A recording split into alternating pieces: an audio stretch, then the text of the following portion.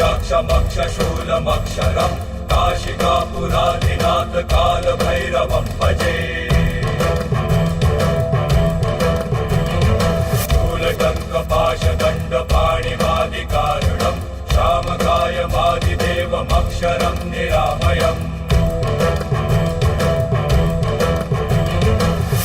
विक्रमं प्रभुं विचित्रताण्डवं प्रियं काशिकापुराधिनाथ कालभैरवं भजे। मुक्तिमुक्तिदायकं प्रशस्तलोकविग्रहं भक्तवत्सलं स्थितं समस्तलोकविग्रहम्।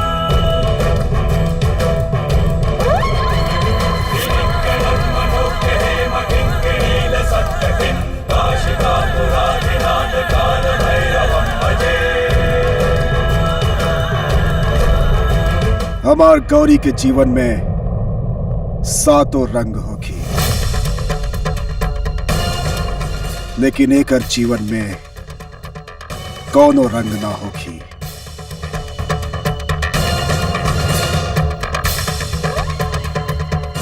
ई खाली काला पहनी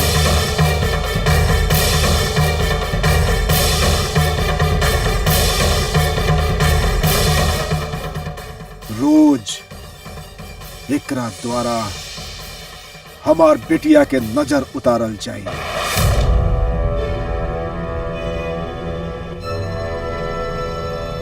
इहे एकर जीवन होखी, इहे एकर जीवन के मकसद होखी। आज से एकर नाम काली होखी।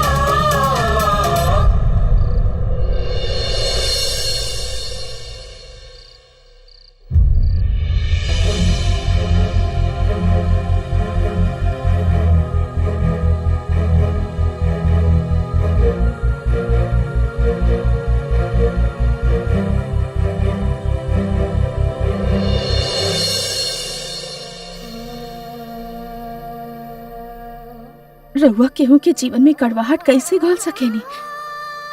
रउआ केहू के जीवन के सब रंग के कालिक से कैसे ढक सकेनी?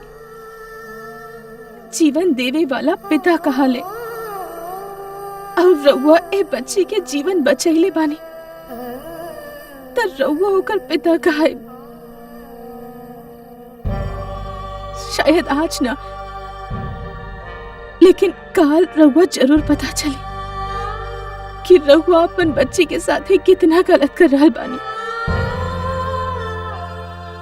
आचार्य जी, रउआ ज्ञानी है, रउआ कर्म के फल जाने नी कि ए जीवन में कईल कर्म के फल इहे भोगे के पड़ेला।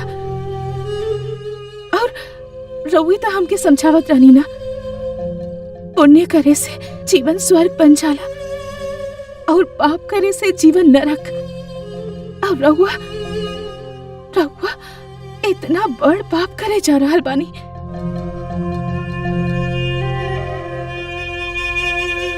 जब एकर कीमत चुकावे पड़ी तो सब पुण्य के झोला साफ हो जाए। चुकाइब कीमत हम चुकाइब, आपन जान दे के भी चुकाइब। हमार बिटिया गौरी और ओकर खुशी से बढ़ के अब हमार जीवन में और कुछ नहीं खे। अगर भगवान भी ओकर खुशी देवे से मना करिहन तो हम भगवान से भी छीन ले उनसे होकर खुशी। मंजरी दीदी, अपन खून से गाढ़ा रंग केहू और के खून के ना होखेला। ये बात रहुआ काहे नहीं की मान लेत? ई का कर रहल बाड़ू माधुरी? हमनी के माँ बाप हमनी के ई संस्कार नहीं खन देले। जौन कुल में हमनी के शादी भइल बा ओ कुल आज तक धर्म संभाल ले बा। बहुत हो गल मंजरी, बहुत हो गए। और वो लड़की जे के तू बाहर छोड़ के आयल बाड़ू, वो हमार पिटिया के नजर बट्टू बन के रही। तू ओके संभालबू, तोरा खातिर इतना ही बहुत बा।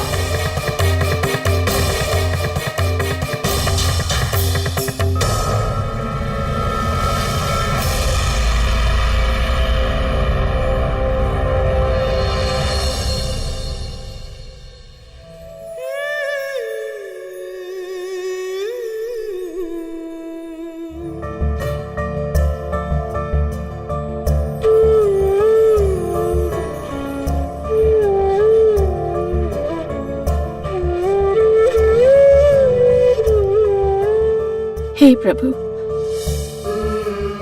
रघुआ जे हमके देले रहनी वो रघुआ हमसे वापस ले लेनी। और अब ए बच्ची के हमार झोली में डलले बानी, लेकिन हम एके यशोदा माँ के जैसन पाले के पूरा कोशिश करब। लेकिन जौन अड़चन, जौन तकलीफ हमके बच्ची के जिंदगी में दिखाई दे रहा बा, प्रार्थना करत बानी प्रभु, आसान कर दे, आसान कर दे वो के।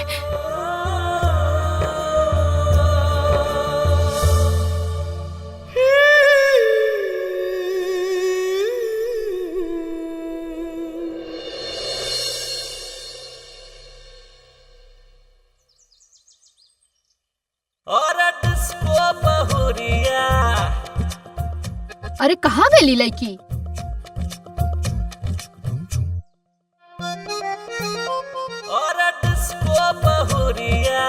अरे दही बूंदी जी मैडम भाभी। ओकरा देखलू ह का? केकरा मैडम भाभी? अरे मदर ब्लैक। मदर ब्लैक मतलब? अरे माँ काली। अरे कहाँ बाड़ू? Princess of Mithila.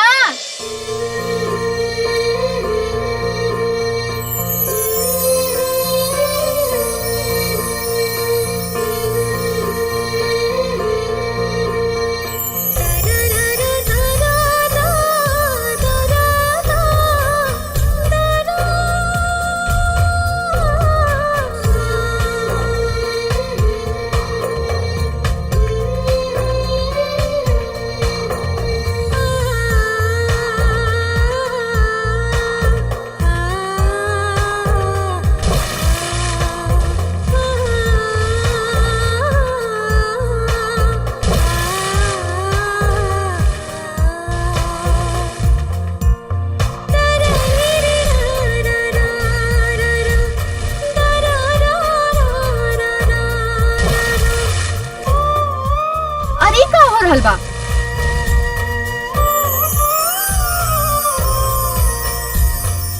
मैट के पहले मैट बनावत बाड़ू, अब मैट जब मैट हो जाले तो कान पकड़ के सॉरी कहलू।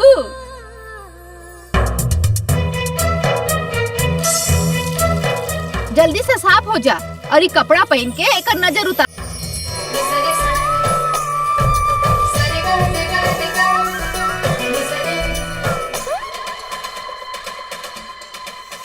ये सब तोर बाप सजेले बा तोराला, ऐ काला टीका कहीं के।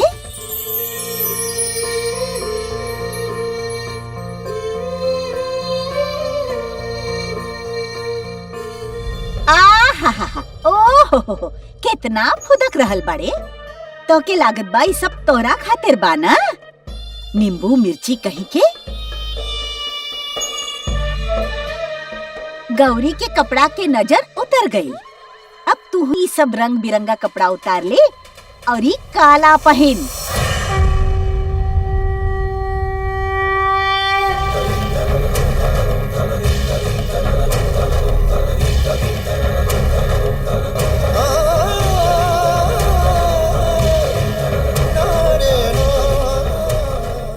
महादेव शंभु, हमार बेटी के 5वां जन्मदिन है, 5वां वर्षगांठ है। भगवान जौन दिन ओकर जीवन के सब गांठ खुल जाई, ऐसा विश्वास बा हमके। सभे के न्योता भेज रहल बानी भगवान। पहला न्योता रउआ के दे रहल बानी। पधारी हमरा घरे और हमार गौरी के आपन कृपा में नहवा दी।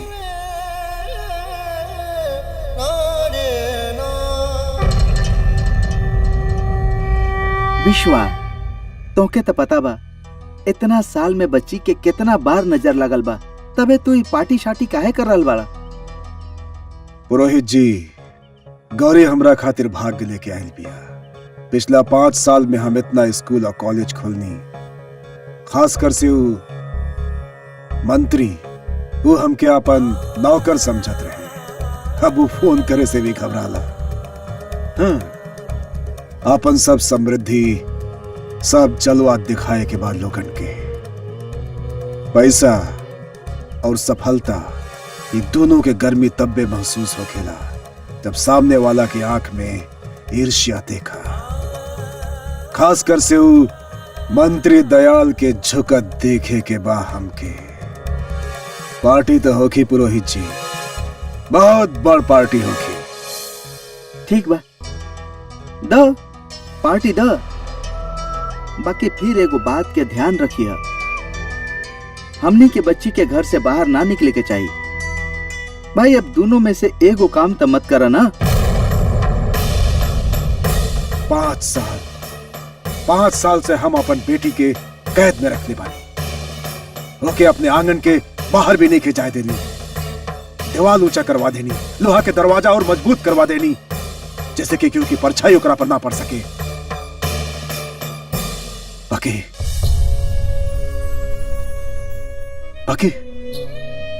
बाकी ओके मिलल का,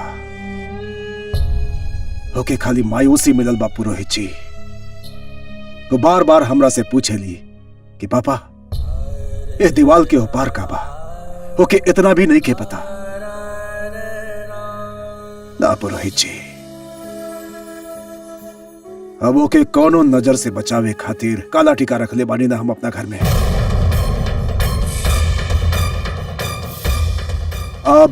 अब हम अपन बेटी के कौनो कैद खाना में नहीं की रख सकत। हम चलता नहीं।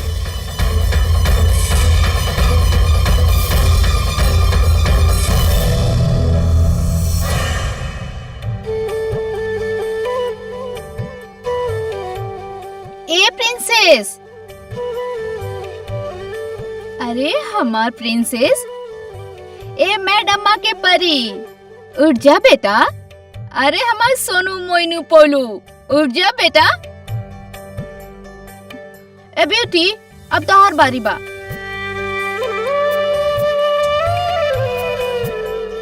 गौरी, प्रिंसेस, ब्यूटीफुल स्वीटी, उठा ना।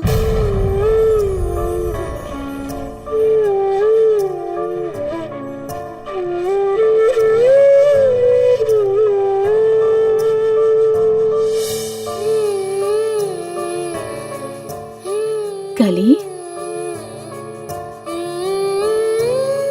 मंजी, हमार सब रंग धुआ गईल।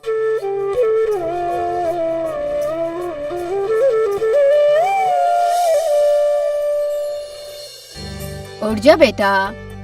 मम्मी रोवाई पर्दा काहे खोलनी? हमार आँख में धूप लागत बा, हम ना उठब। अगर ना उठबू तो हमार प्रिंसेस चॉकलेट मिल्क शेक कैसे पीबू? ना स्ट्रॉबेरी। वो तैयार बा बेटा, उठा।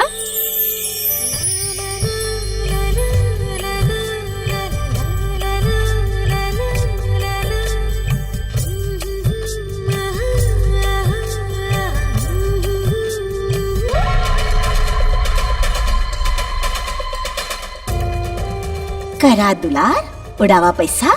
बाकी बेटी ही बिया, पास ना रही। हमार बेटा नीलकंठ ही बसी महल में। देख लिहा, ओकर बा सब और ओके ही मिली सब। अगर ऐसन खेल ना कैनी ना तो हमार नाम भी जेठी ना। मंजी बस। अच्छा आखिरी हमार नाम के लेला। पानी। अच्छा सुना, मंजी की आज बहुत सारा काम बा।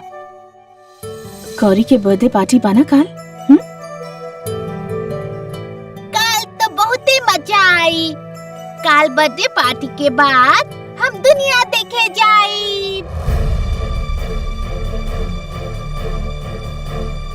बड़का पापा, गौरी और हम सब दुनिया देखे जाए ना मंजी।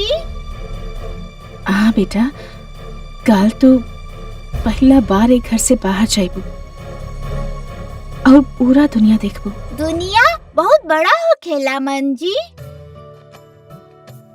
हाँ बेटा, बहुते बड़ हो खेला। इतना बड़ जेमे हमनी सब आ सके नी।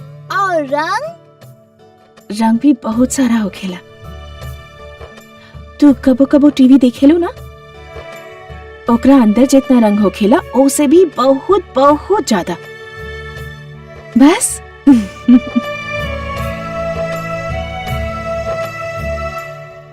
मंजी, हमार बर्थडे कहाँ बा? बड़का पापा कहले रहले कि हमार बर्थडे खो गइल बा, तो केहू ढूंढे काहे ना। जब ओ दिन मैड मम्मी के पायल खो गइल रहल तो हर जगह ढूंढाइल। फिर किचन से आधा टूटल पायल मिलल रहे, तो रउआ हमार भी बर्थडे ढूंढी ना। पूरा ना तो टोटल ही सही, आधा हो की तब चली मंजी।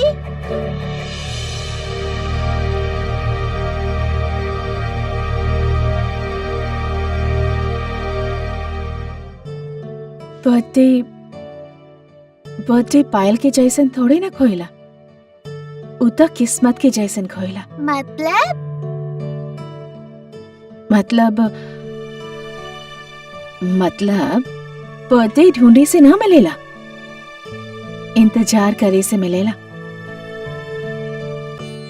और बतावा, जब मिलेला ना तो खूब सारा चीज लेके आवेला। मिठाई, चॉकलेट, टॉफी, बहुत सारा गिफ्ट लेके आवेला। ड्रेस ट्राई कर ला बेटा। हम ना इंटरनेट पर सब ड्रेस रिजेक्ट करके ई सिलेक्ट कैले बानी। हमें नहीं खे देखे के, हमके पहले गाड़ी से मिले के बा। अरे बेटा, ई ड्रेस ट्राई करके जा। पापा कहले बाड़े कि तहार ड्रेस सबसे अच्छा होके के चाहे। इला अच्छा, पापा कहले बाड़े दादा। मंजी, वैसे हमके इतना सारा गिफ्ट दी ही के? बड़का पापा,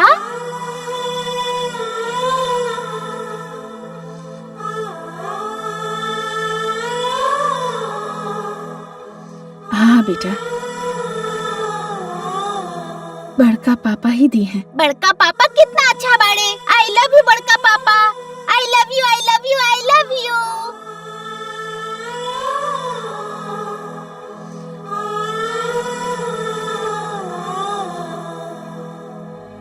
अरे ब्यूटी, हमार नीलकंठ के ड्रेस तैयार कैलू की ना? जेठी माँ, नीलू भाई ड्रेस पहनी है। नीलू भैया नहीं, नीलकंठ।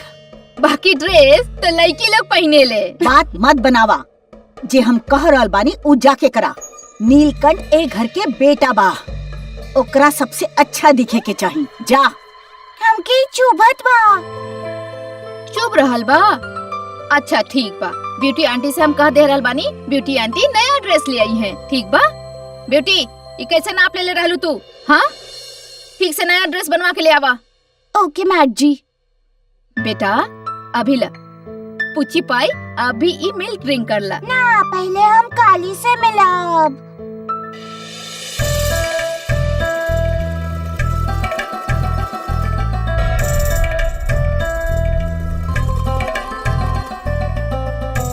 अरे अरे पूछी पाई रुका। ये गौर के तू ई पूछी पाए काहे बोलावत बाड़ू? पूछी पाई लाडली के कहल जाला, अंग्रेजी में रहुआ ना समझब।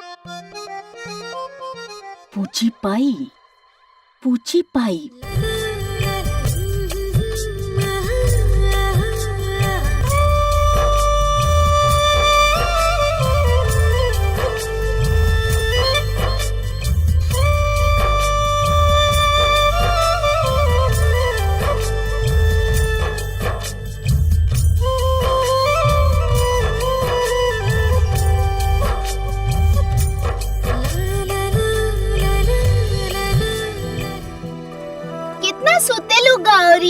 से तोहर राह देख रहल बानी। हमका जितना सुते के बा हम सुतब। पापा कहले बाड़े जे दिल करे ओ कर। बाकी सबसे पहले उठ के तो तोरे पास आयल बानी ना। चलो खेलल जाओ। ना ना बहुते धूप बा। मम्मी धूप में जैसे मना के ले बाड़ी, ना तो हम काला हो जाए ना। बाकी हम तो काला ही बानी। चाही भी अनचाही भी सौगात है।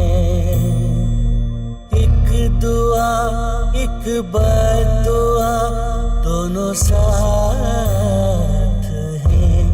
थी ठुकराई जो बन कर आई वो रब की बंदगी देने जिंदगी।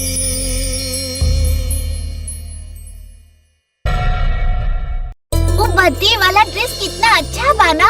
छी वो हमके कितना चुभत बा। बाकी हमके तो ना चुभल। जेठी माँ कहे लेना तोर चमड़ी बहुत मोट है। हाँ हो सकेला। ये दोनों में कितना गहरा प्रेम बा। घर के लोग चाहे कितनो बाटल चाहस, भगवान करस ये दोनों की प्रेम ऐसे ही बनल रहे। देख ले लो। हाँ हाँ देख लेनी। हमार पूछी पाई परछाई में रह लेकिन ना उहे देखत रहनी। धूप में काला ना हो जाले। परछाई में तो रह ले और रही परछाई में,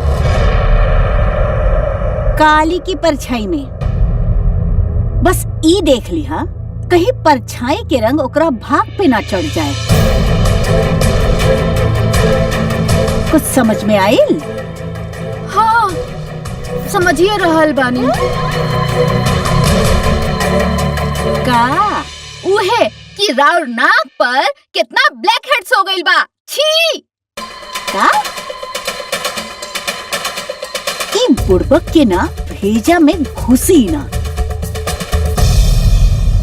काले काल हम 5 इयर्स के हो जाए, फिर दुनिया देखे जाए।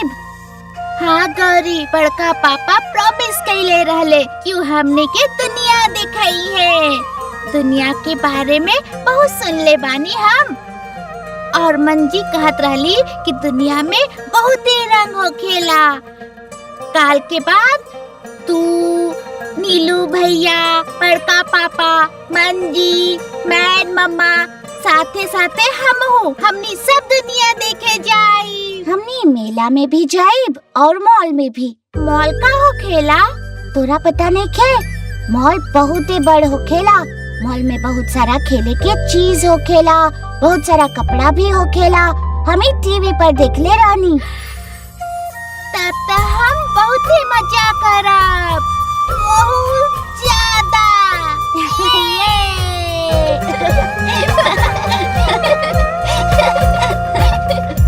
नीलकंठ कहाँ बाई लड़का? नीलकंठ, नीलकंठ। नीलू तो यहाँ नहीं थे। नीलू? फिर से नीलू? आज दही बूंदी तहार रायता तक फेंटा भी हम और खुदे रोटी के साथे खाई। ना जेठी माँ गलती हो गई। गलती? कितना बार गलती करबो एके, जब देखा गलती हो गई। अरे समझावा अपन छोकरिया के, जब देखा हमार नीलकंठ के नीलू नीलू पुकारेली। अरे बेटू, हमार बेटी तो बाही कम अकल के। बाकी ये घर के लोग बहुत चालाक बाड़े, उनके कैसे समझेबू? हाँ अरे बेटा समझ जाई हैं, सही बखत आई सब समझ जाई हैं। बखत बदलत बखत ना लागे। सही समय पर जे करेवार कृपा करस करतार। नीलकंठ, नीलकंठ, ला घर छान मरनी तहरा खातिर। हमार बेटा नील, बेटा पूछी पाई। पूछी पाई? हाँ पूछी पाई। माँ में तो फारन से भूत आ गई बा। चाची, चाची। ऊंची पाई में का खराबे बा?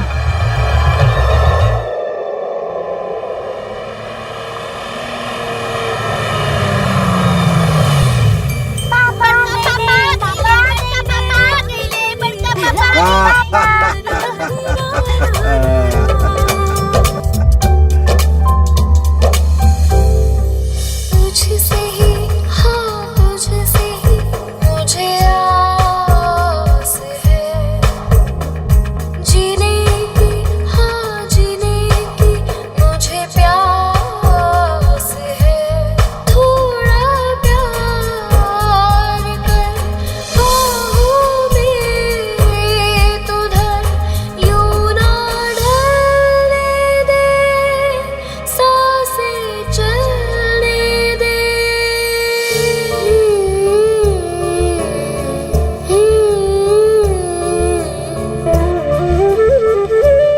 कल तो हमार प्रिंसेस के बर्थडे है और हमनी केक काटा, पता बा? जब तू पैदा भेल रहलू तो हम खूब ढोल पिटवैले रहनी और हम खूब नचले रहनी।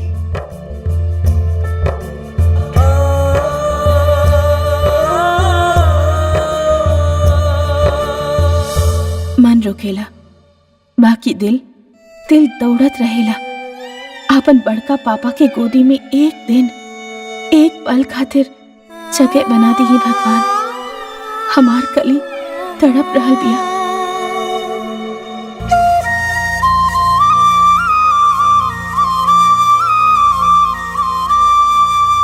काल हम फैंसी ड्रेस कंपटीशन रखले बानी। केहू हाथी बनी, केहू घोड़ा बनी और केहू बंदर बनी और केहू कद्दू बनी।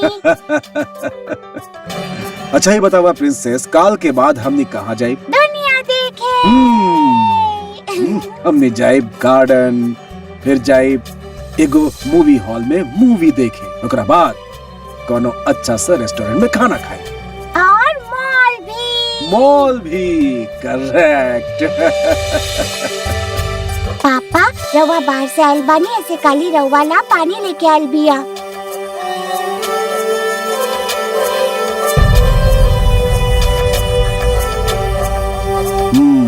रख दा।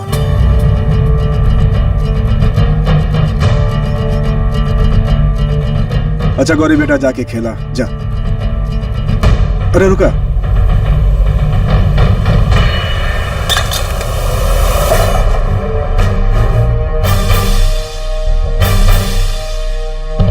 बुधिया यहाँ पानी गिर गइल बा, आके पोछा लगावा।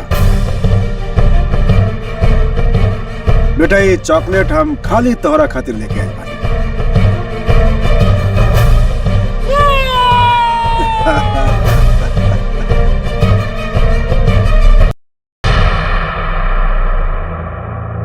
और काली खातिर ओके भी पसंद बा पापा।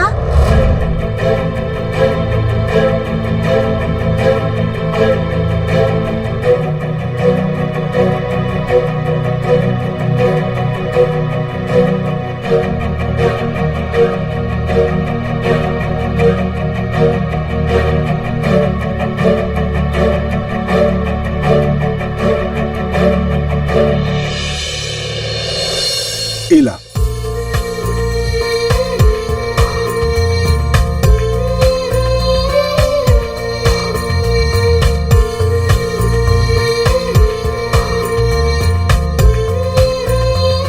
बेटा अब जा खेला।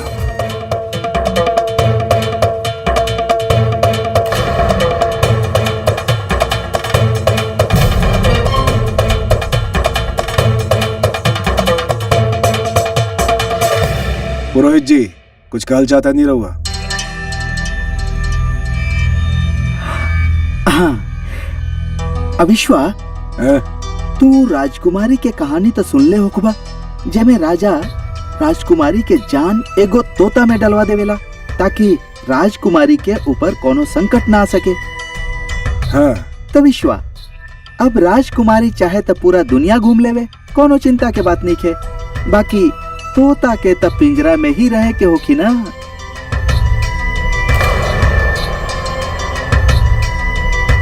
बुझ रहल बाड़ा ना का है कि अगर तोता के साथे कोनो अनहोनी हो गई तो फिर राजकुमारी के का होखी?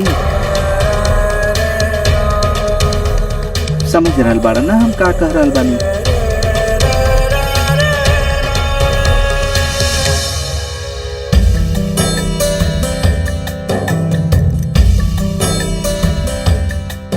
अरे तो चॉकलेट काहे नहीं के खा रहल? हमके पता बा तो के चॉकलेट पसंद बा, फिर काहे नहीं खस खा रहल? सोच मत, खा ले खा ले। सोच रहल बानी कि बड़का पापा कबो हमरा तरफ काहे ना देखेले। काहे कि तू ब्यूटीफुल ना हो ना।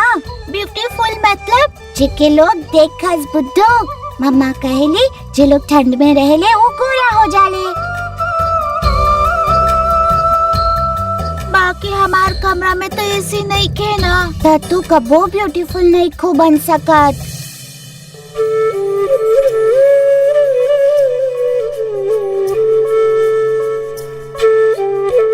देखा हमार हाथ भी गंदा हो गइल, तो फिर पोंछ ला।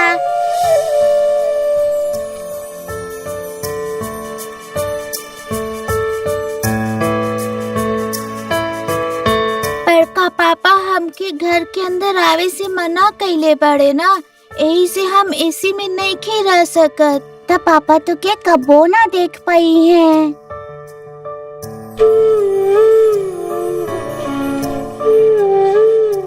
का तो रोए वाली बाड़ू? गौरी, बड़का पापा कबो हमरा तरफ ना देखिए।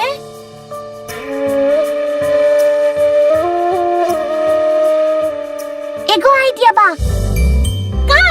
तू रात के सीक्रेट रास्ता से हमार कमरा में आ जाइए, फिर देखिए हम तोरा ला का करत बानी। फिर काल रात की पार्टी खातिर हम गोर हो जाए, फिर बड़का पापा भी हमके देखिए।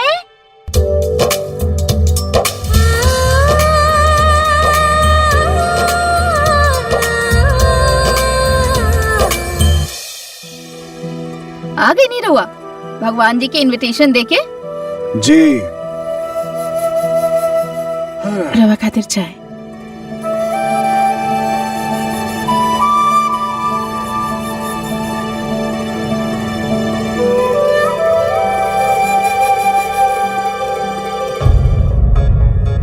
तोता के तब पिंजरा में ही रहे के होखी ना।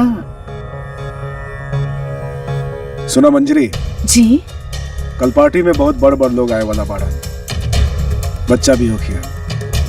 जी हम जानत पानी। ऐसे में अगर काली के मुंह से कुछ निकल गई तो बेकार के मसला हो जाए। केहू कुछ पूछ लिया तो जी रवा चिंता मत करी, हम बानी ना, हम सब संभाल लेब। कली बहुत खुश बिया, इतना दिन से ये पार्टी के तो इंतजार कर रहल बिया। हम पहले भी ओके समझाइले रहनी, हम वापस ओके समझाइब। वो ऐसा कुछ ना करी जैसे रवा के कोनो।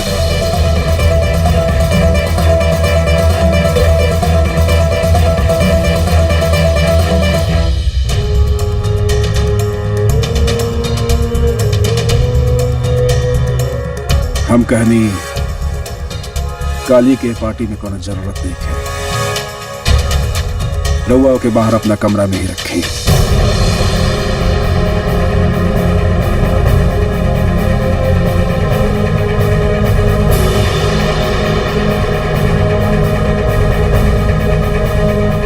अब हम का कहब कली से?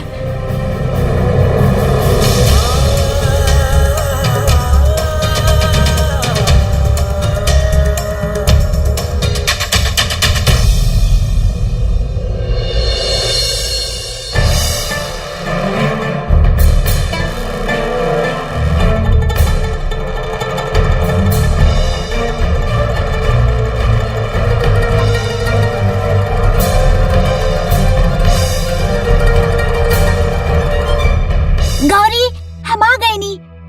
चल, कहाँ जाए के बा? तो देखत जा, चल। पापा आ गए, सब लोग आ गए। अच्छा चला चला। ना ना ना, तेज तेज भगबे तक गिर जाइबे। छुप जा। Happy birthday to you. Happy birthday to you.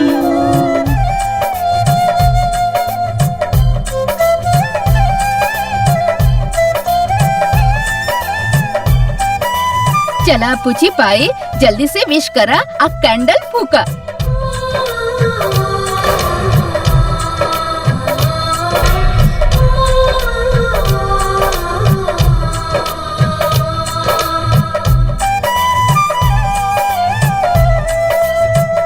जेठी माँ रवा हमरा पास आ जाए तबे हम विश मांगब।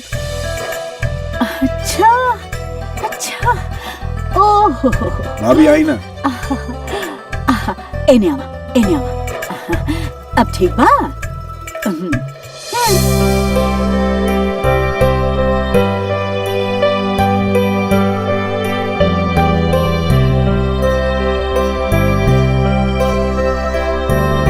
हे भगवान, केहू यहाँ काली के देख ना लेवे, ओके मार से बचा ले भगवान।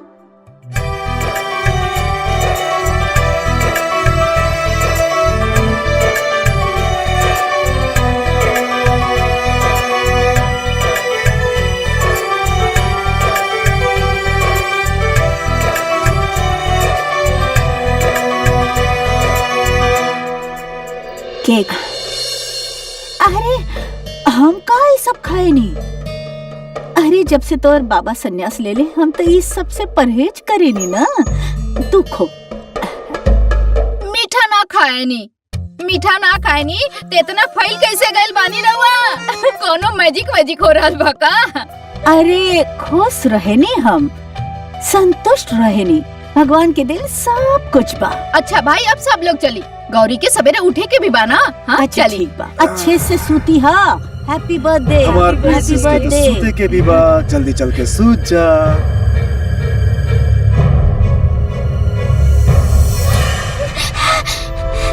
अरे हम हाय बच गई नी। अरे थोड़ी देर रुक जा, फिर हमनी नीचे चलत बानी। वैसे तो हमरा साथे करे वाला का बाड़ू? हम तोरा के गोरा बनावे वाली बानी, ताकि बड़का पापा हमके देख सकस।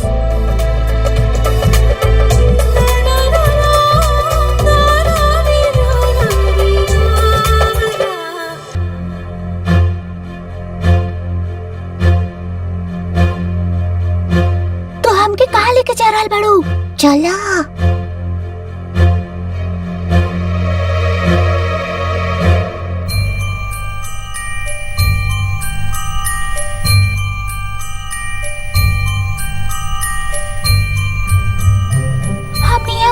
बानी ठंड में गोरा होखेला और धूप में काला, तो तोर कमरा में एसी रहे ना, वो इतना ठंडा ना करे। ज्यादा ठंडा कहाँ होखेला? ये तो बहुत ही अच्छा आइडिया बा, हम तो 1 घंटा में गोर हो जाई।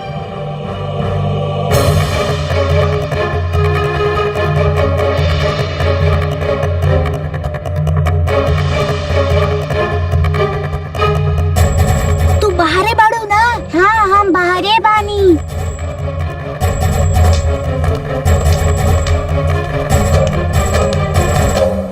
जब देखा ही मुआ पानी के,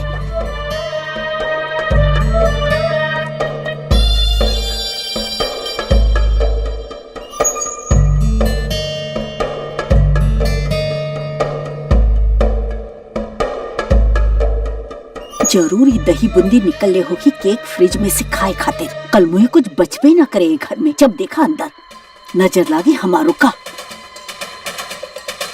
अरे नीलकंठ के पापा, हमके माफ करता।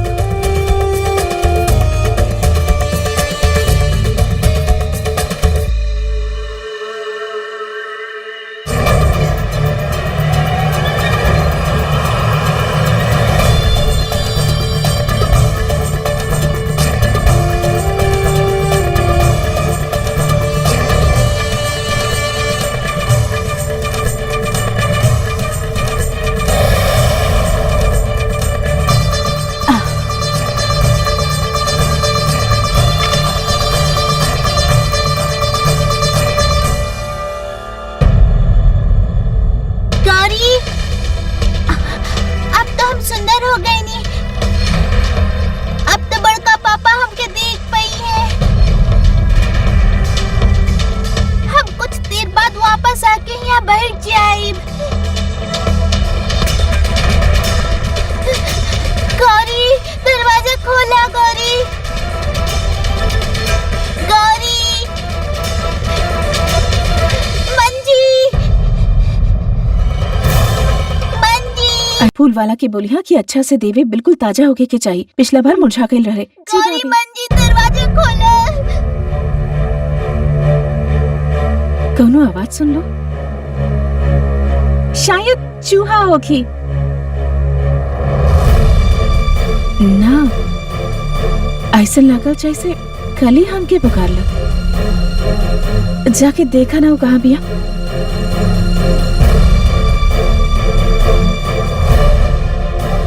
मंजी गौरी। हम सब भाभी माँ। संभाल लेब रहुआ। काली तक कमरा में नहीं खे। बाहर बगीचा में भी देखनी, कहीं ना मिलल।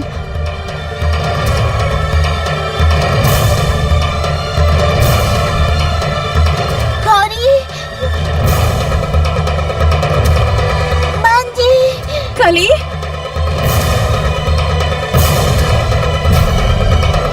हे भगवान, यहाँ तो लॉक बा।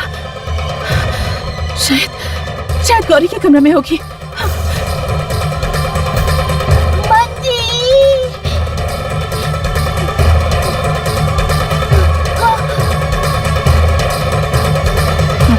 मिलन रहुआ की ना। हम गौरी के कमरा में ढूंढत बानी, तू कहीं और ढूंढा। जा जल्दी।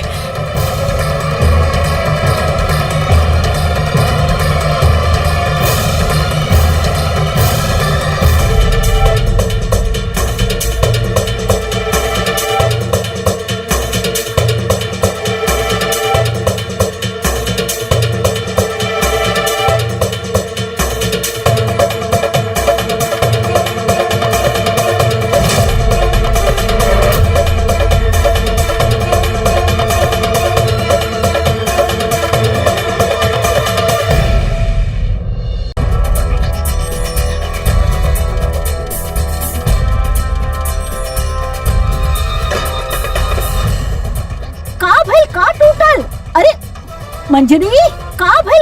अरे का भइल भाई, रात में क्यों सूते भी ना देवेला? अरे मंजरी, इतना देर रात के का करत हड़ू बाहर? ओ काली नहीं खे मिल रहल।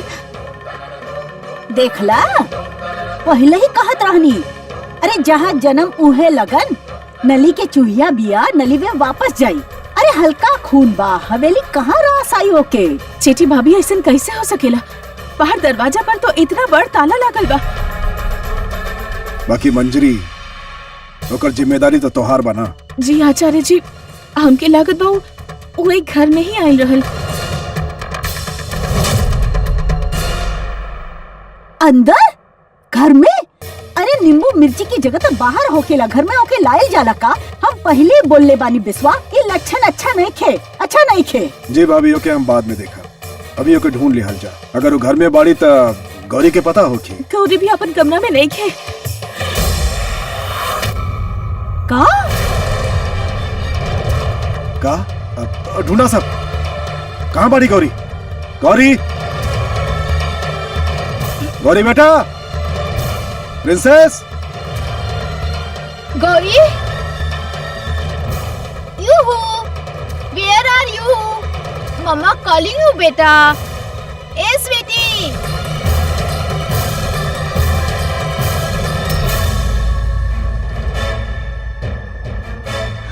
गौरी, माय गॉड, ये लड़की यहाँ सुतल बिया। मुँह पे अगर मच्छर काट लेलस ना तो कल सब फोटो खराब हो जाई। आजा। गौरी, अरे मिल गई। गौरी, गौरी, गौरी, अगर गौरी यहाँ सुतल रहे तो कली कहाँ बिया? कली भी यहीं कहीं होगी। गौरी बेटा, कली कहाँ बिया? मंजरी, अगर तू थोड़ा सा भी ध्यान रख तू तो ऐसा ना होकर, और वो लड़की की आदत ना पड़े के चाहिए कि सीधा घर के अंदर चली आवे। जी आचार्य जी, आगे से हम ख्याल रखब। गौरी बेटा, कली कहाँ बिया? हमने सब काली के हर जगह ढूंढनी, वो कहीं पर भी नहीं थे। गौरी बेटा उठो, बतावा ना कली कहाँ बिया? गौरी। मंजरी दीदी, रउआ हमार गुड़िया पे ऐसे गुस्सा मत करी। सी अफ्रेड, हम खुदे पूछत बानी ऐसे। गौरी बेटा, ए बेटा, काली कहाँ बिया बेटा? माधुरी, काहे बेचारे के जगह रहल बाड़ू? अब आज बर्थडे है, ओकर सूते दो के। जेठी भाभी बस एक बार पूछब ना, वापस सोच जाए। गौरी गौरी बेटा प्लीज बता दा, कली कहाँ बिया? आजा बेटा गौरी, आजा, हम स्लिप करा देता नहीं तहरा। आजा माधुरी माधुरी बस एक बार पूछ लेना, हमार कली कहाँ बिया, एक बार पूछा ना। का मंजरी दीदी, अभी कोनो बखत बा इस सब एग्जाम लेवे के? छोड़ी, सवेरे पूछ ले जौन पूछे के बा। गौरी बता था ना, बतावा ना कली कहाँ बिया बेटा? काली फ्रिज में पिया।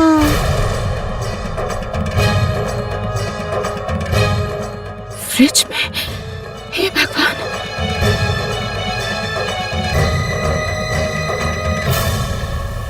अरे केक चोरावे गए हो की फ्रिज में? हमके तो यकीन बा रोज रात के ये मिठाई भी चोरावे ले फ्रिज से।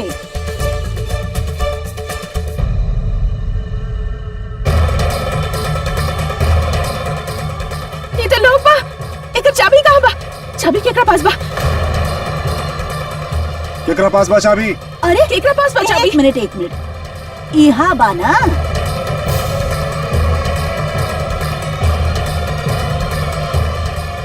कली, हाँ, कली।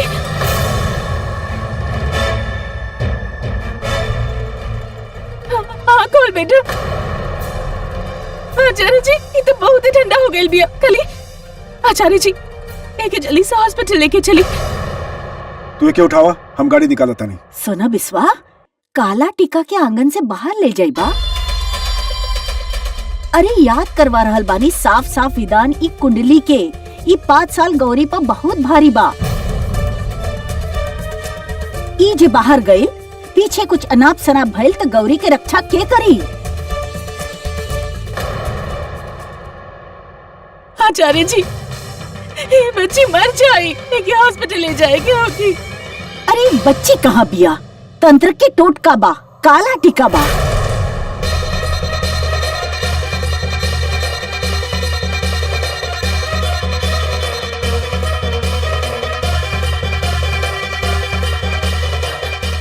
आचार्य जी अगर इलाज ना भइल तो मर जाए बच्ची। और फिर क्यों गौरी की रक्षा के करी? जेठी भाभी अगर दया नहीं की तो स्वार्थ खातिर ही सही। ना, तू ही सोच ला बिस्वा। और वैसे भी हमारे घर में क्यों सुनेला ही ना। ना हरज बा हमार तो के एक बेर याद दिलावल। ई 5वां साल के आखिरी रात था। आज रात तू गौरी के ऐसे अलग कर। अरे जब डाल टूटेला ना तो ऊपर से टूटेला, और भाग जब छूटेला तब बदले से पहले ही छूट जाला।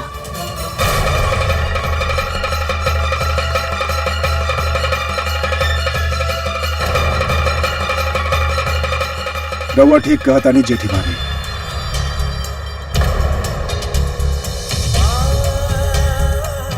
ऐसा करा, एकर कोनो घरेलू उपाय करा। तेल गरम करा, हाथ पैर में अच्छा से मालिश करा, ठीक हो जाए साहब। और आजे के रात बा, काल के बाद एकर हमनी की कोनो जरूरत नहीं।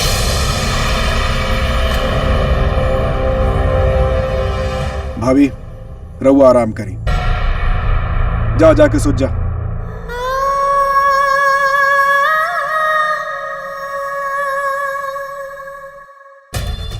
ये अब बची ना, और गौरी के काल्ह नजर लागी हमार।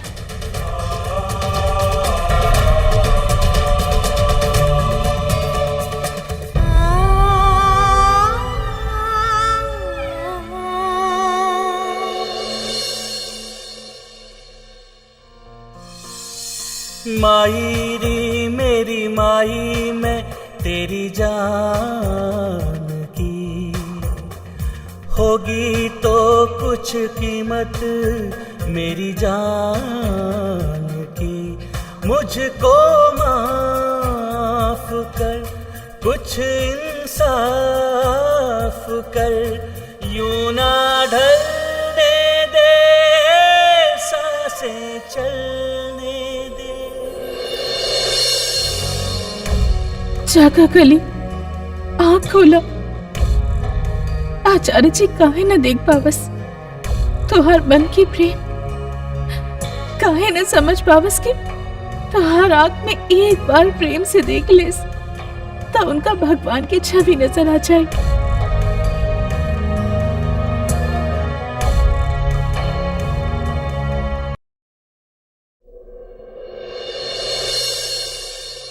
अरे जे कहीं उहे करा, समझ लू ना। जी आवे जा। के तो आपके जरूर पड़ी, भला बात कर रहल बानी। का हम मंत्री ए जी आ रहल भैया। बाड़े, राउर मुलाकात करवा दे। हाँ, गाड़ी भेजवा दे। पूरा जिंदगी राउर कुंडली देख ले बानी, राउर भविष्य देख ले बानी। हम रहुआ के अपन वर्तमान दिखावल चाहता नहीं। बिटिया के 5वां सालगिरह बा, आयब जरूर रहुआ। मंजरी, काबिल तोरा तबीयत ठीक बना, मुंह उतरल बा। तो ऐसा करा, कोनो काम करे की जरूरत नहीं, क्या तुम्हार काम केहू और कर ली। जी हम ठीक बानी। ठीक लागत तो नहीं खू, थाकल लागत बाड़ू। थकान रात भर जागे की वजह से ना, जो उन कारण से जागल बानी वो वजह से थकान बा। कली रात भर बुखार में तड़पत रहन। लोग तो गरीब के भी ठंड में कंबल उड़ा देले आचार्य जी। और हमनी के घर में जे बच्ची पल रहल बिया, हमो के प्यार की गर्माहट भी नहीं दे पा रहा। डॉक्टर के ना इला के बावजूद भी वो बच गई, लेकिन वो ए हालत में पार्टी में ना आई। रघुआ निश्चिंत रहा।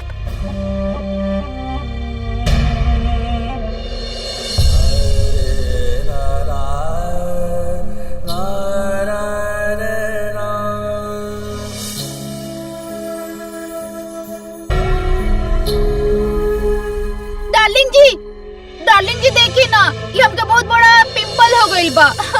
देखी ना, मैट बना देले बा एकदम। ओफो। ओहो, देखी ना, हम लोग खातिर स्पेशली चंदन के लिए बनवैले बानी।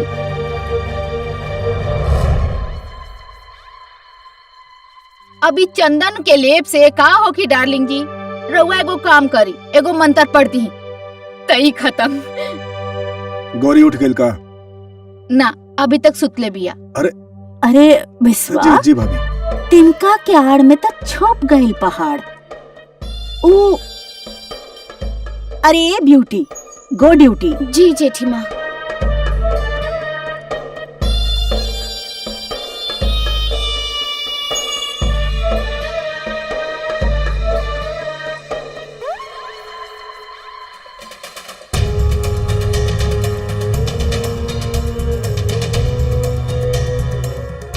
जी हम आवतन।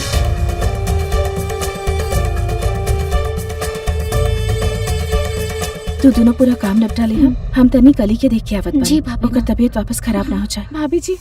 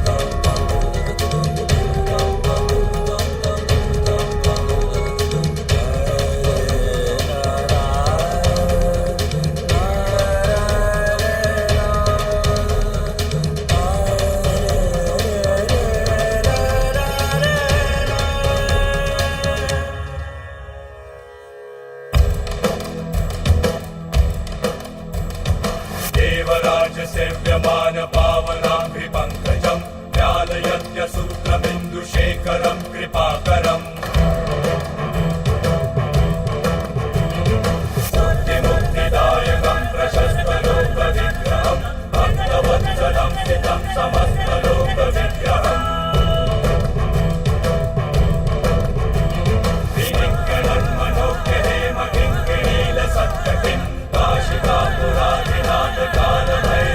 भजे।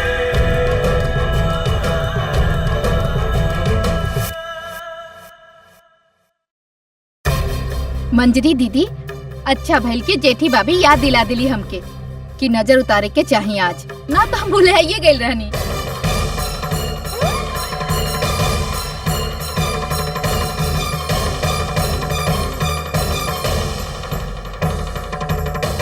बूंदी ये लड़की के एकर कमरा में लेके जा। कवनो जरूरत नहीं है।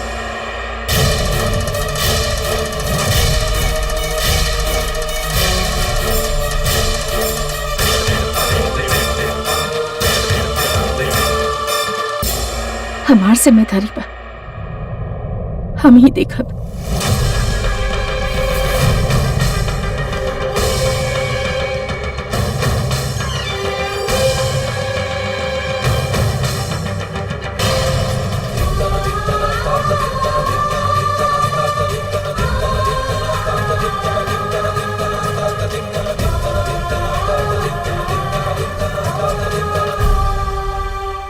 सुनी ना, मंजरी दीदी के थोड़ा समझाई ना। काला टीका के कारण पता ना हमनी सबसे कहा है इतना रूठल रूठल बाड़ी आजकल।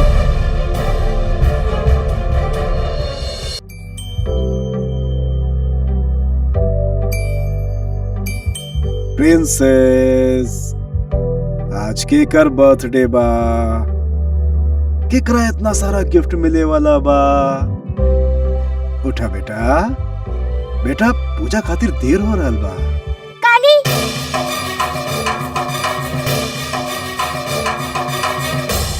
बेटा कहाँ जा रहल बाड़ू? काली रात भर फ्रिज में रहे पापा। ना बेटा, काली के बड़की मम्मी निकाल लेली फ्रिज से, तू डोंट वरी मत करा। बेटा को बात बतावा, काली फ्रिज में काहे बैठल रहे? ओके सुंदर बने के रहे पापा, ता हम के बोलने जौन लोग ठंड में रहेला ऊ ब्यूटीफुल बन जाले। हमरे आइडिया रहे। कहाँ भी आ काली? बेटा काली के बुखार आ गइल बा, फ्रिज में रहे के वजह से। हमरा वजह से? ना बेटा, तोहरा वजह से बिल्कुल ना, तोहर कोनो कसूर नहीं है। हम डॉक्टर बोले रहनी, वो बिल्कुल ठीक हो जाए। हम एक बार उससे मिल के आवत बानी। ना बेटा, डॉक्टर अंकल मना के लिए बाड़न केहू के भी उसे मिले खातिर। अगर केहू मिली ना तो ओकर बुखार बढ़ जाए। पापा बाकी वो पार्टी में तो आई ना। बेटा डॉक्टर अंकल के बात तो माने के पड़ी ना। डॉक्टर अंकल कहले बाड़े कि केहू से नहीं मिल सकत, और पार्टी में बहुत सारा लोग होखियन।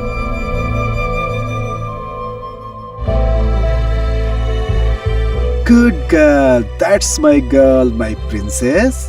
माधुरी, हमार प्रिंसेस के तैयार करा।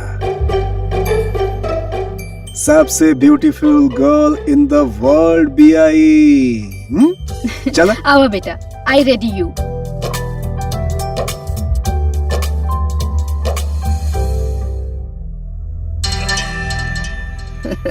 चल, अच्छा बहाना बना देला तू।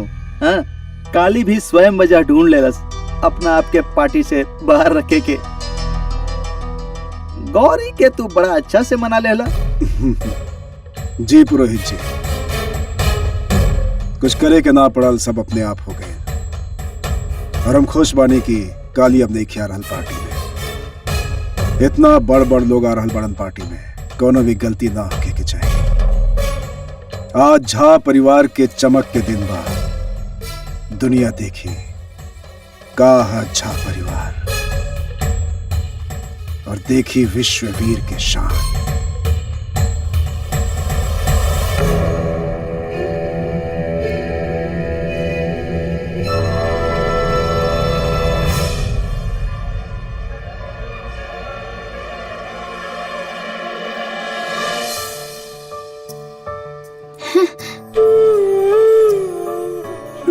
जी हाँ, दुनिया देखा देखा।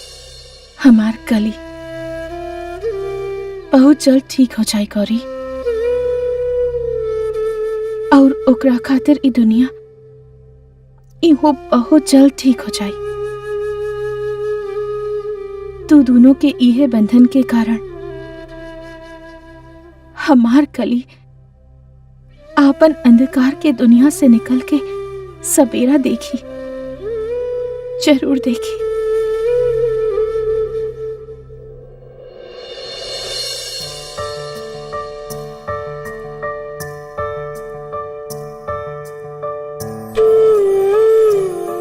कली बेटा, हे भगवान,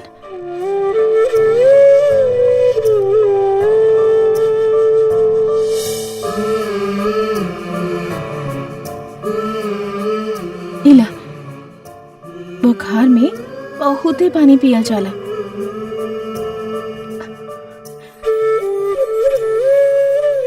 अब कैसन लग रहा बा कली? मंजी, हमके उ फ्रिज से बाहर के निकलस? हम निकलनी। कली बेटा, फ्रिज में काहे बैठ गई रहलू? केहू कहले रहे हमरा से के कहले रहे? अगर हम बताए तो रउआ डांटब होके। हम ना डांटब, केहू के ना डांटब। ठीक बा, अब बतावा के कहले रहे? गौरी। गौरी? काहे? गौरी ठंडा में रहेले एसी में, यही से बड़का पापा ओके प्यार करेले। हमहू ठंडा में रहब तो सुंदर बन जाइब, फिर बड़का पापा भी हमके प्यार करी हैं। हे भगवान, ए मासूम बच्चे के इच्छा की कौनो तो मोल होगी। कबो तो आचार्य जी के दिल पिघली एकरा पर। स्वागत बा राउर, स्वागत बा एमएलए साहब, बहुत बहुत स्वागत बा। हम और बहुत आभारी बानी रहुआ हमार निमंत्रण स्वीकार कैनी। झा साहेब, मिथिला में दो जगह के न्योता टालल ना जा सकेला। एक तो माता सीता के मंदिर और दूसर विश्ववीर झा साहेब के घर के। राउर बेटी के जन्मदिन के बहुत बहुत बधाई। बहुत बहुत धन्यवाद, बहुत बहुत धन्यवाद। अरे एकर का आवश्यकता रहे। पुरोहित जी, एमएलए जी के जलपान करवाई। अवश्य, आई आई। स्वागत बा, स्वागत बा, स्वागत बा मंत्री जी। मंत्री जी दयाल पधरले बाड़न हमरा घर में। वाह, नमस्कार नमस्कार। भाई बधाई हो रहुआ के। विश्वा से विश्ववीर और विश्ववीर से झा साहब, सिर्फ 5 साल में। अब जौन घर में माँ जानकी के झांझर झनकत होखे, ओ घर में सुख, सफलता, समृद्धि त आइए जाला। वैसे रहुआ के भी दोबारा मंत्री बने खातिर बहुत बहुत बधाई होके। हमके तो बहुत मेहनत करे के पड़ेला सफलता के टिकाए रखे खातिर। मंत्री जी, रहुआ के ई बात पर गौर करे के होखी कि रहुआ घर में झांझर के गर्जन केला। भाई अब तो रहुआ सीएम साहब के साथे उठे बैठे लागल बानी। वो जमीन भी रहुआ छीन लेनी हमरा से।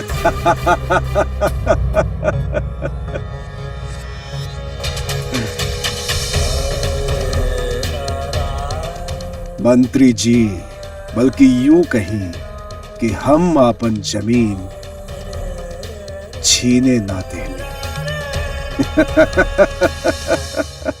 अरे विश्वा, प्रणाम। अरे ऐसा शुभ अवसर पर का ज्ञान ध्यान के बात करे बैठ गेल बड़ा मंत्री जी के साथे। अरे मंत्री जी के मुंह मीठा करावा, पहला बार हमार आंगन में पधरले बाड़े। अरे भाई झा साहब, राउर किस्मत के झूला के जे धक्का देलस, ऊ माता जानकी के दर्शन ना करवाए। कहे ना, आई आई आई, आई आई आई। अरे मंजी, गौरी के बर्थडे पार्टी है ना, और हम सवेरे से ओके विश भी नहीं की कैले। मंजी हमके ओकर बहुत सारा काम भी करे के बा, वो ना कैनी। रउआ हमके तैयार कर दी ही ना। कली सुना, यहाँ के बैठा। कली बेटा तू पार्टी में नहीं कुछ आ सकत। काहे मंजी? अब तोरा पार्टी में जाए से मना कइल बा। के बड़का पापा?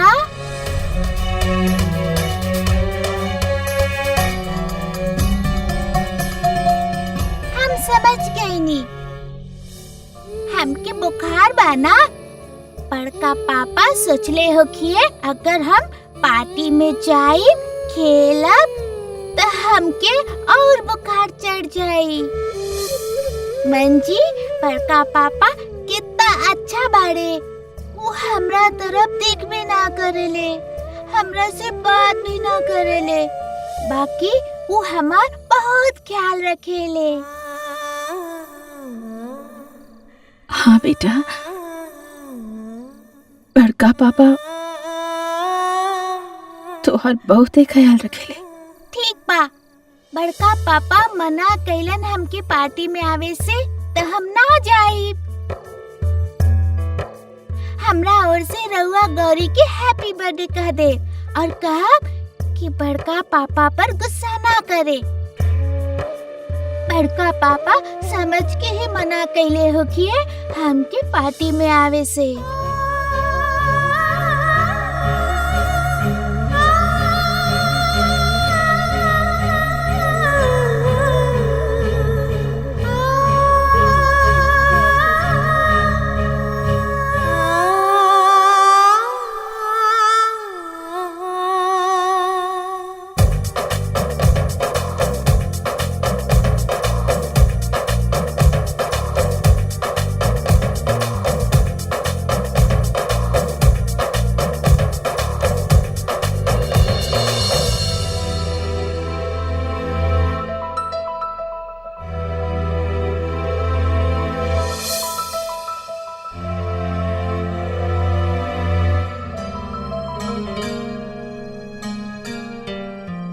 अरे गौरी, तू ऐसे काहे बैठल बाड़ू?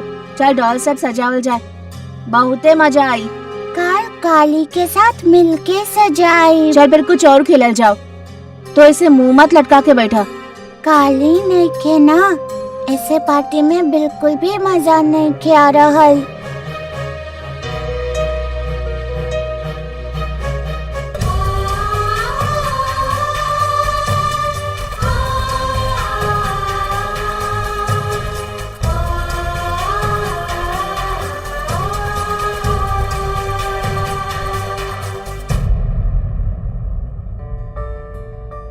अरे काली, तू ठीक हो गई ले? हम तो ठीक है बानी नीलू भैया। ठीक बा, फिर तू आइलू काहे ना पार्टी में? बड़का पापा के पता नहीं के कि हम ठीक हो गए बानी, यही से पार्टी में ना आ सके नी। पिछला 5 साल कमाल के 5 साल रहे। हमें 5 साल में 7 गो कॉम्प्लेक्स तैयार करोनी, और ये 7 कॉम्प्लेक्स में करीब 15 स्कूल और कॉलेज चल रहा बा। का बात बा? और अगला साल हमें देश के सबसे बड़ गर्ल्स बोर्डिंग स्कूल शुरू करे वाला बानी।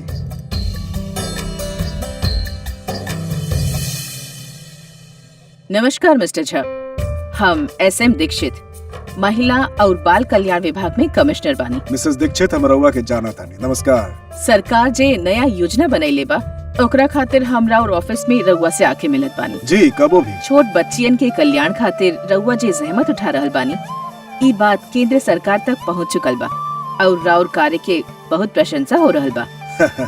सरकार के और सभी के बहुत बहुत बहुत बहुत शुक्रिया। मिसेस दीक्षित, ये हमार व्यक्तिगत रूप से मानल बा कि मिथिला में जितना भी बच्ची बाड़ी जी उमा जानकी के रूप में है। हम उनकर सेवा करेनी और बदला में हमार कल्याण होखेला।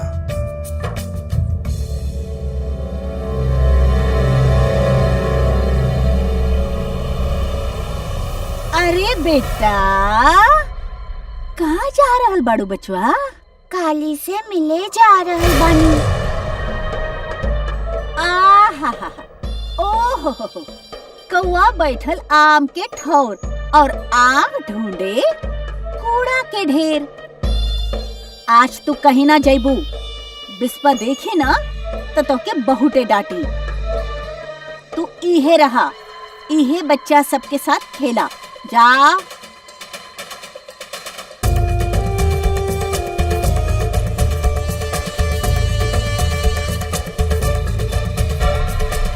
वो का हो रहल बा? गौरी अपन सब फ्रेंड के साथे खेल रहल बिया ना, और वो केक काट लेलस नीलू भैया। गौरी तो तोके बहुत याद कर रहल बिया और तोर चिंता कइल जा रहल बिया। तोरा बिना कोनो फ्रेंड के साथ नहीं खेल रहलू, एही से हम देखे चलाइनी कि तू ठीक बाड़े की ना। रउआ जाई जाई नीलू भैया, और गौरी से कहीं कि काली बिल्कुल ठीक बिया और अपन दोस्तन के संगे खेले शुरू कर देवे। अगर हम होते तो गौरी इतना खेलित कि हंस के ओकर पेट दुखाए लगी। नीलू भैया, हमके भी गौरी के हैप्पी बर्थडे कहे के बा। अरे अरे तू उदास मत हो, चल तू हमरा साथे पार्टी में चल। साचे? हाँ साचे। हम बीमार बानी, एही से बड़का पापा मना कइले हमके पार्टी में जाए से। चाचा जी तो खुदे देख ली है कि तू ठीक बाड़े, तू काहे टेंशन ले रहल बाड़े। चल। लेकिन तू कैसे जा सकेले? काहे कि वहाँ तो सब फैंसी ड्रेस वाला बच्चा आइल बाड़े, और तू का बन के जाइबे वहाँ? ये तो हम कुछ भी ना कहनी मन जी से, वो सब तो बच्चा बाड़े, ऐसे कुछ भी बन सकेले। हम तो नींबू मिर्चा है ना, हम का बन सकेनी? हमरा पास एगो आइडिया बा, चल तू हमरा साथे, बतावत बानी। Excuse me ladies and gentleman. ए जी सुनी, हाँ दिही और डिस्को बहुरिया दिही। ये ज्यादा लेडीज और जेंटलमैन मत करी, ये हमार पार्टिया। अब हम बोलब। जाई रवा, जाई तो ओने जाई। सुनी रवा लोग बैठ जाई।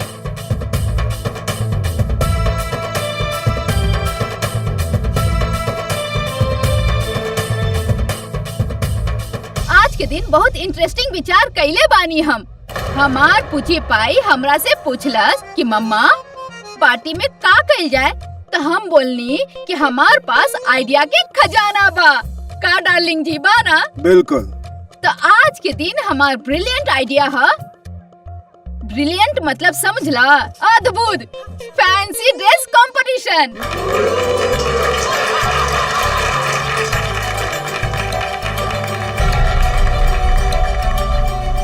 भाभी जी कंपटीशन के पहला प्राइज तरह हुआ जीत ही चुकल बानी। हाँ सच्चो के? अरे ना, हम थोड़े ना पार्टिसिपेशन कर रहे हैं। अरे ये तो बच्चा लोग के कंपटीशन है। अब सबसे पहला बच्चा परफॉर्म करी। चली बत्ती बंद करी।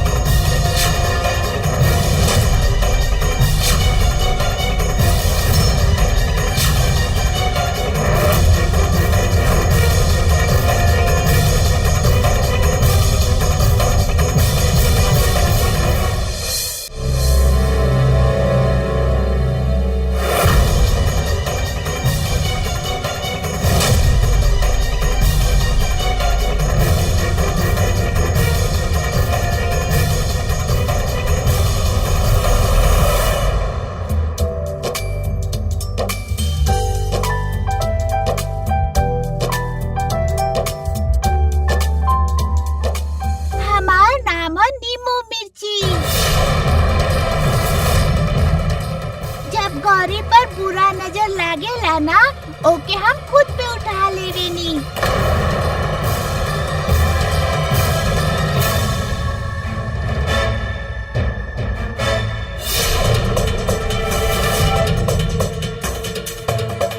गौरी के बचावे के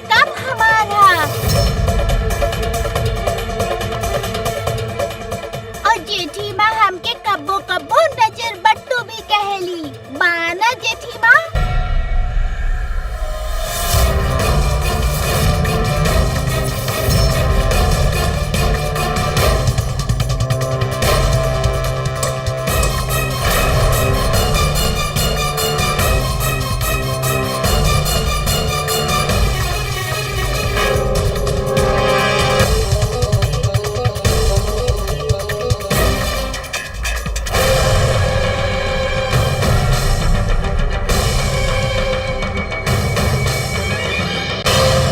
काली, हम तो सोचत रहे कि तू अबू की ना।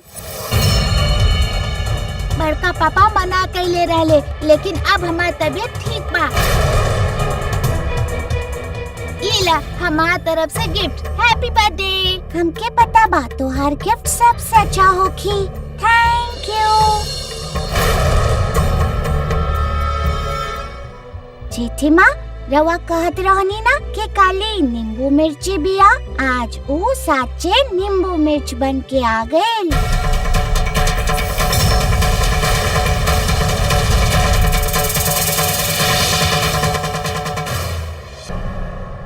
पापा, अब ओके ही फर्स्ट प्राइज मिले के चाहिए फैंसी ड्रेस में।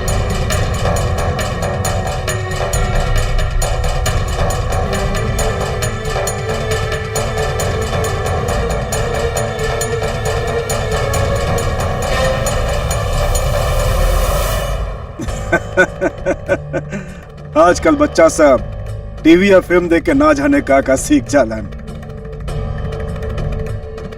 अभी बच्ची के ही देखी नींबू मिर्ची के भेस बना के आ गइल बिया। केहू कुछ भी बन जाई तो थोड़े चली।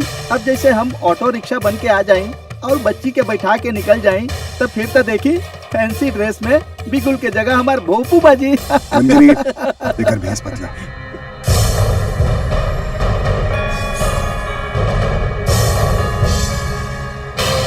कली, बेटा गिफ्ट दे देलू ना, अब चला। हाँ चला। मंजी, बड़का पापा के तो अब कोनो टेंशन की बात नहीं के, काहे कि हमार तबीयत ठीक हो गई। हाँ बेटा, हम तोरा के ढंग के कपड़ा पहना देत बानी। चला। बड़की मम्मा, काली के नहीं खिले जा सकत। आज पहला बार ते रंगीन कपड़ा पहनले बिया। हमेशा तो काला कपड़ा में रहेले।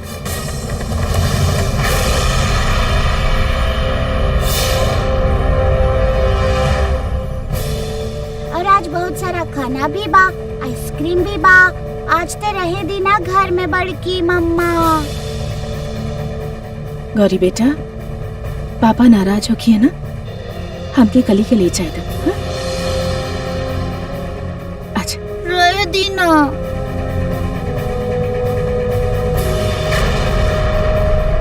कली, सुनल चला ना बात। चला यहाँ से, चला। रुकी, रवा काली के नहीं खिले जा सकत।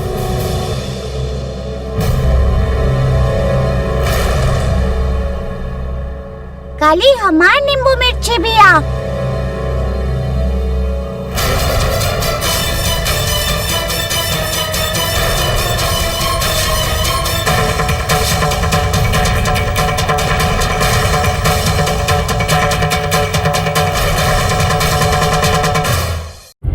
चला यहाँ से। मैड मम्मा देखी, बड़की मम्मा हमार बात नहीं के मान रहा। Madhuri, She is doing all right. Always not all right. समझत कहे नहीं खू, काली के घर में आवे के इजाजत नहीं खे। चला।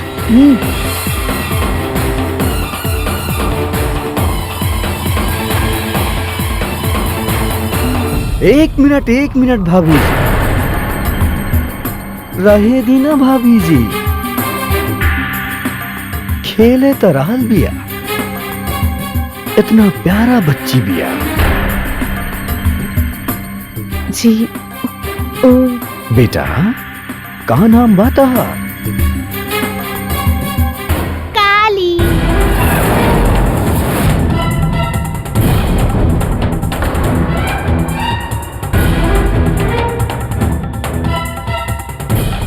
काली,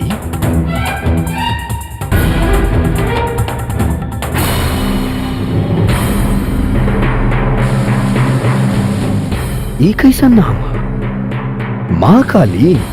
ना रउआ तो कुछ समझ भी ना करेनी।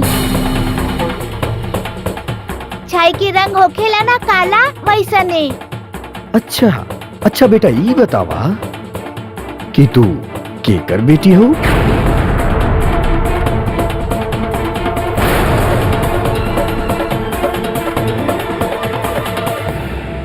वो हम तो चूहा है।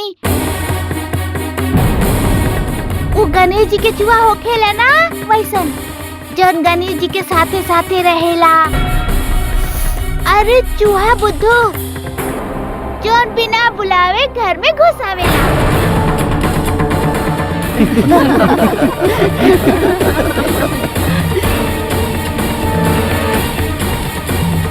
मंत्री जी को कहा कि पड़ोस के बच्ची भी आई, गौरी के साथ खेले आ गई। बात दरअसल ई बाकी ई ना गौरी के पीछे पीछे घूमत रहेले और हमने एक दिन मजाक में कह देले हो कब, अरे ये चूहा कहाँ से आ गई। तब से ही अपना आप के चूहा कहे लागल दिया। बड़ा कमाल के बच्ची बाड़ी, कौनो बात के मजाक बना दे वेले। हाँ, बड़ होके पत्रकार बन गई ना तो अच्छा अच्छा राजनेता के छुट्टी कर दी।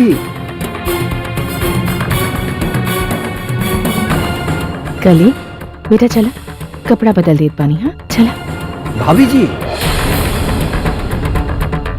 बेटा तू नींबू मिर्ची बन के आइल बाड़ो? हाँ तो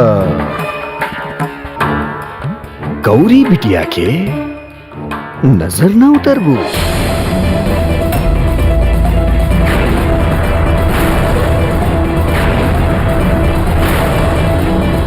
हम तो बुलाइए गए, अभी उतारत पानी।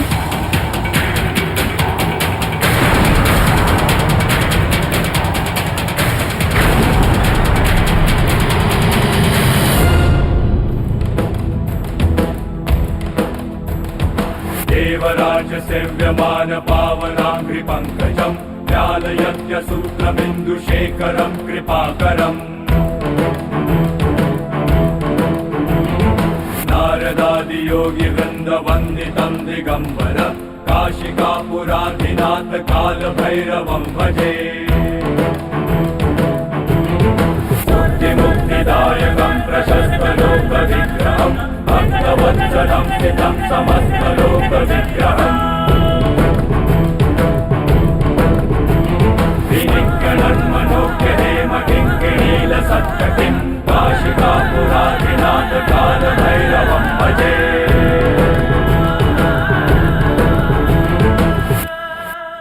हद बा। अरे हम तो कहे रहनी बिस्वा, बबूल के डंडा न हाथ में भला न पैर में भला।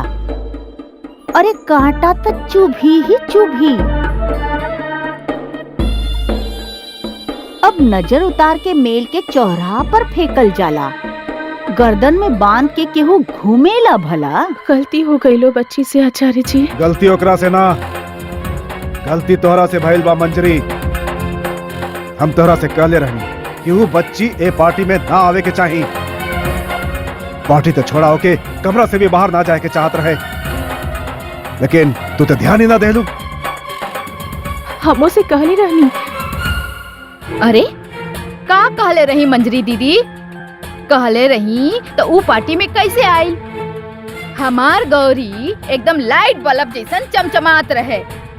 ऊ लैम्प सेट के जैसन आके ओकर लाइट डिम कर देलस। अब देखा मंजरी बिटिया, एगो बात जान ला, ई जौन काम खातिर यहाँ ले आयल गल बिया ना, ओह काम में ही इस्तेमाल होके तब ठीक बा। हमार यकीन मानी, हमो के बार बार समझाइले रहनी। बस मंजरी, तू जानत बाड़े वो लड़की के कारण हमार नाक कट सकत रहल, बहुत बड़ा बवाल खड़ा हो सकत रहल। मंत्री तो बहाना ढूंढत रहल हमरा से बदला लेवे खातिर। तोरा से इतना बड़ा भूल हो कैसे गेल? जवाब दे हमरा के। बड़का पापा,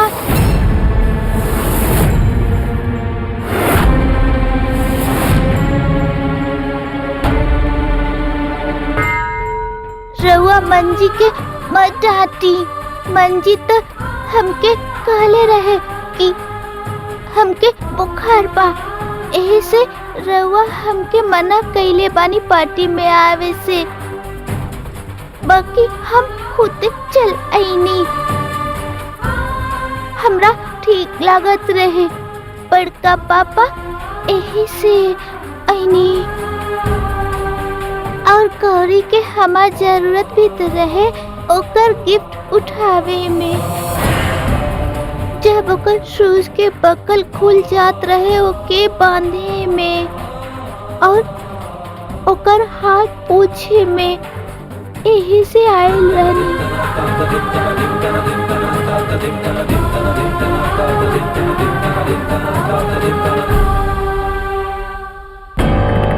अच्छा ही बतावा,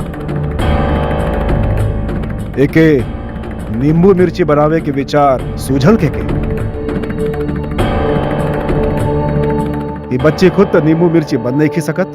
ओ नीलू भैया हमके कहले रहले सब हमके नींबू मिर्चा बुलावे ले, तो तू उहे बन जा। हे राम, ई छोकरिया अब हमार बेटवा के नाम ले रहल बिया। अरे झूठी कही की, झूठ बोलत बाड़े। वो इतना बड़ मुंह फाड़ के झूठ बोलत बाड़े। हम सच बोल रहल बानी। जेठी माँ रउआ नीलू भैया से पूछ ली। उल्टा मुंह जवाब मत दे हमरा के। हमार नीलकंठ ऐसे नीच काम करिए ना सकेला। अरे झूठी कही की, आज तक खैर नहीं खे तोहार। अभी तो के बतावत बानी कि झूठ बोले का क्या सबक होखेला। हमार नीलकंठ बोल रहे का? हाँ, झूठी कही की। हमार कान दुख रहल बा जेठी माँ, छोड़ दी ना।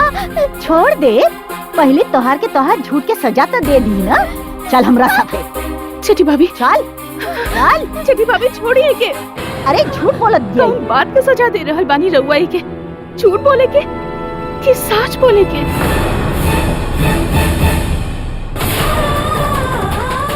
ए बच्ची नींबू मिर्चा के भेस नहीं के पहले, और ना राव नीलकंठ पहले ले। हमनी सब दिले बानी है के भेस।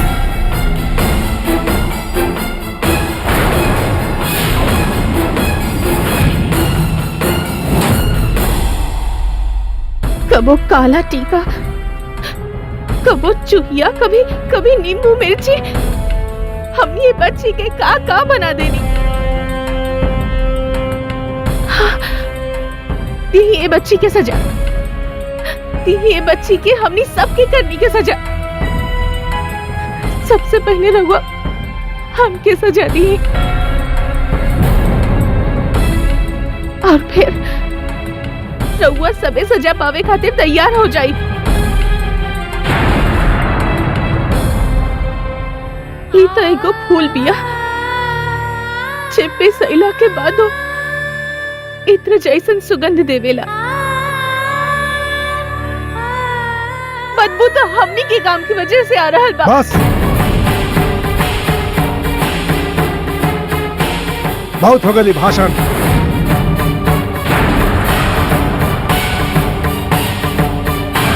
हे भगवान, हमार घर तो जैसे एकदम डेली सोप हो गई बा।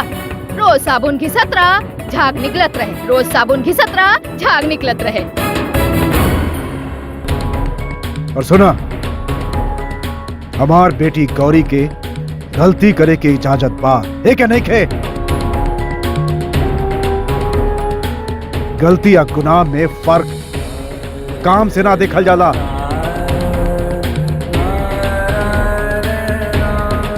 रिश्ता से देखल जाला।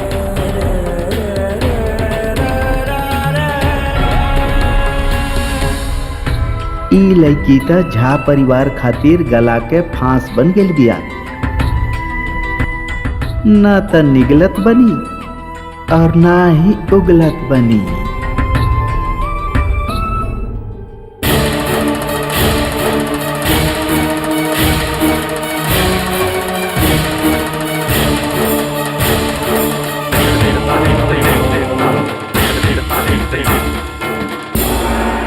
जेठी भाभी, अगर रहुआ चाहिए ए घर के सब झमेला ठीक कर सकेनी। बड़ त घर के छत कहलावेला, घर के ढक देवेले।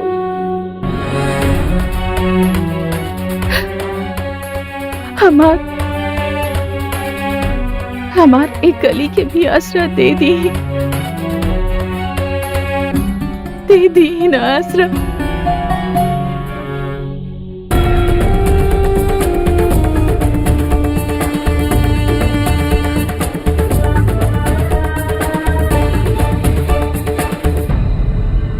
चला कली, चला।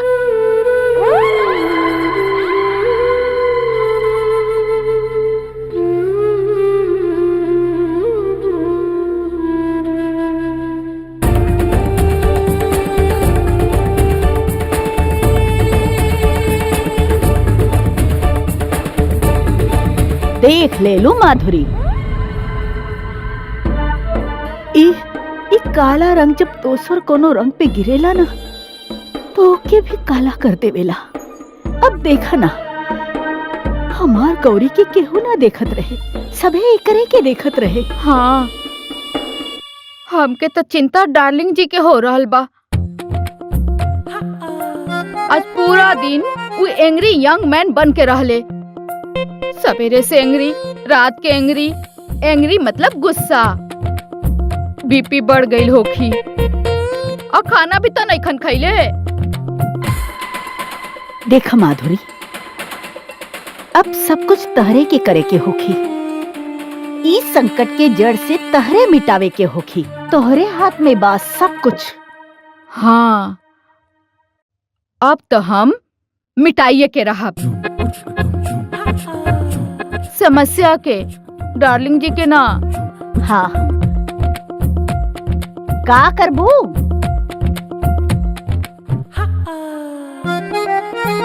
और डिस्को बहुरिया।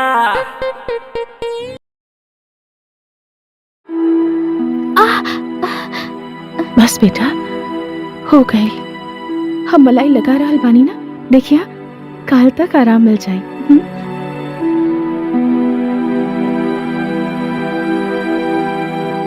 मंजी, हाँ, हमार नींबू मिर्चा के ड्रेस में बड़का पापा हमरा पे गुस्सा काहे कइले? हम तो गौरी की नींबू मिर्चा है ना। और अंकल काहे पूछले कि हम केकर बेटी है? उनके पता नहीं के कि हम गौरी के चुआ है, केहू के बेटी ना। मंजी, कहर एगो लड़की केहू के बेटी हो खेले।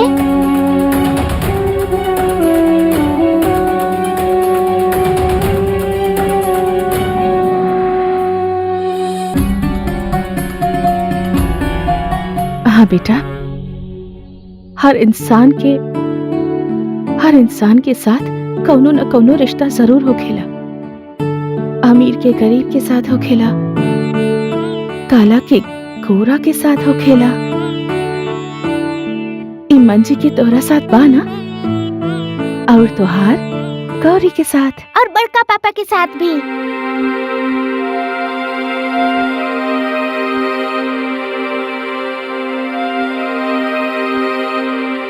हाँ बेटा, बड़का पापा के साथ भी। और याद रखा, जेकरा साथे रिश्ता होखेला ना, ओकरे हमनी के डांटे के हक होखेला। मतलब बड़का पापा हमके पूरा हक से डांटे ले।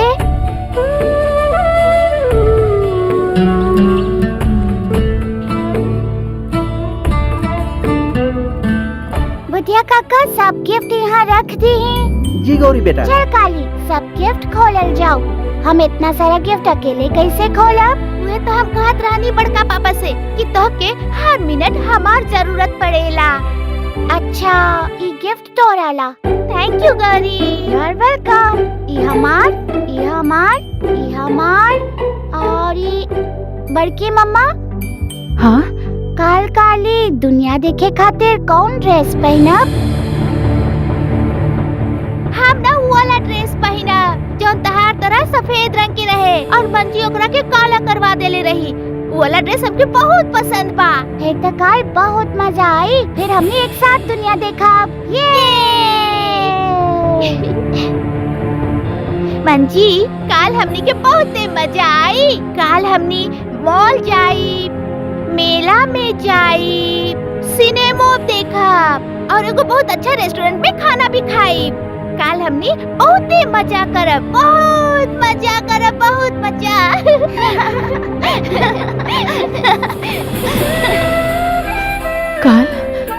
काले के डरबा हमरा खली। आज तो तोहार नन्ही को मन में सवाल कम उठेला। जब सवाल बढ़ी तब सब सवाल के जवाब हम कहाँ से लाए? तोहरा सिवाय सबे के माँ बाप हो खेले। ई जब तू जन्मू तब तुहार टूटल दिल के हम कैसे जोड़ब हम?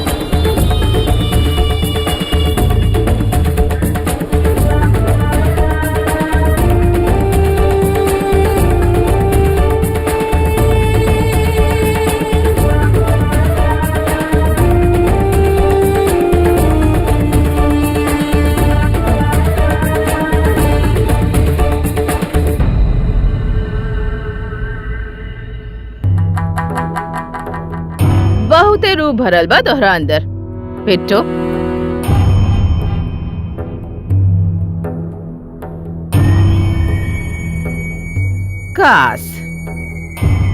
काश तोहार पति तोहार ई रूप देख पाइल होते। जे शांति खोजे निकलेला ओके कब्बो कब्बो सुख से बैर करे पड़ेला, और जे सुख से ही बैर कर लेवे ओके शांति कब्बो ना मिली।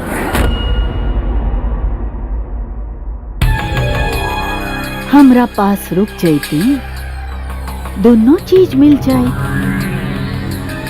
सुख भी और शांति भी।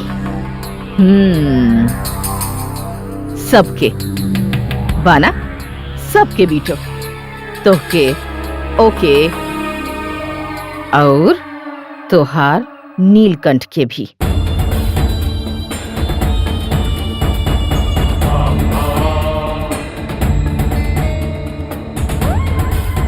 नीलकंठ के अधिकार हम केहू के ना छीने दे। ओकर अधिकार ओकरा के दिला के ही रहब, चाहे कुछ भी हो जाए। तू देखत रही हा। बाकी कैसे बेटो, कैसे कर पैबू ये सब? हाँ,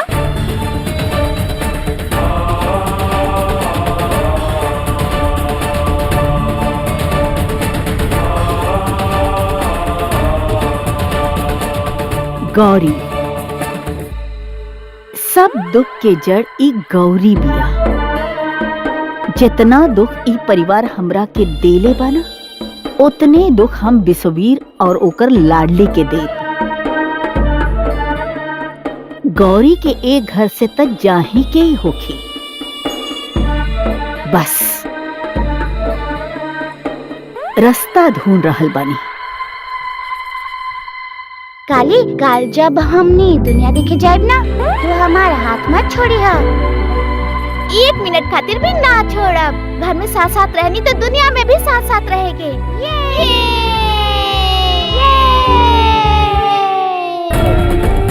काल पहला बार गौरी घर से बाहर निकली। होके तो कुछ भी हो सकेला ना, बस वो नींबू मिर्ची के उसे दूर रखे के होगी।